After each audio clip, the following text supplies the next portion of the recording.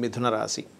మీకు చూసుకున్నట్లయితే మీకు రాశిలోనే కుజుడి యొక్క సంచారము, 4లో కేతు ఉన్నందుకు ఏదైనా భూమికి సంబంధించిన విషయంలో అనవసరమైనటువంటి శత్రుత్వాలు ఏర్పడేటువంటి యోగం అధికంగా కనిపిస్తుంది మిథునం వారికి.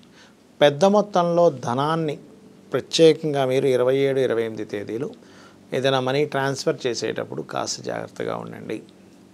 అలాగే మరొక విషయం ఏంటంటే ఇక్కడ గమనించుకున్నట్లయితే సంతానం వల్ల కొంత స్ట్రెస్ అవ్వడము, సంతానం కోసం కొన్ని నిర్ణయాలు తీసుకునేటువంటి విషయంలో కొంత స్ట్రెస్ అవ్వడము.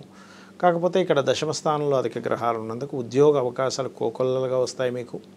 అందులో ముఖ్యంగా విదేశాల్లో ఉద్యోగం చేసే అవకాశాలు లేదా విదేశీ కంపెనీలకి ఇక్కడి నుంచి ఉద్యోగం చేసేటువంటి అవకాశాలు చాలా చక్కగా ఈ వారం మీకు సమకూరుతాయి, అందులో ఎటువంటి సందేహం లేదు. కాకపోతే ఈ పంట పొలాలు, ఈ రైతులు ఎవరైతే ఉంటారో వీరు పిచికారీ చేసేటువంటి అంశాల్లోనే, ఎందుకంటే 4వ స్థానంలో ఈ చిన్న చిన్న పురుగులకి, ఇన్సెక్ట్స్కి కారకుడని కేతు ఉన్నాడు, దాని మీద కుజుడు దృష్టి కూడా ఉంది. కాబట్టి ఎర్రమట్టి ఉన్నటువంటి వారికి ముఖ్యంగా ఈ పురుగులతో ఒక్కోసారి పిచికారీ చేసేటువంటి విషయంలో సరిగ్గా చేయకపోవడం వల్ల ఇబ్బంది వస్తుంది. అలాగే శత్రువు సంబంధించినటువంటివి కాస్త శత్రు బాధలు కానివ్వండి, కాస్త కాంపిటీషన్ రిలేటెడ్ స్పోర్ట్స్ రంగాల్లో రాణించేటువంటి ప్రయత్నం కొంతవరకు ఫలిస్తుంది. కాకపోతే కొంత శత్రువులు పెరుగుతారు. ఈ యొక్క విషయంలో కాస్త జాగ్రత్తగా ఉండండి. వివాహ నిర్ణయాలు, వివాహ సంబంధించిన విషయంలో ఇష్టపడిన వారిని వివాహం చేసుకోవాలనే ప్రయత్నం ఫలిస్తుంది.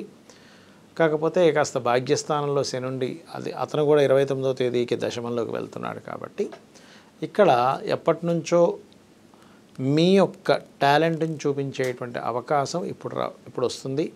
ఇది మీకు సరైన సమయంగా మనం చెప్పుకోవచ్చు.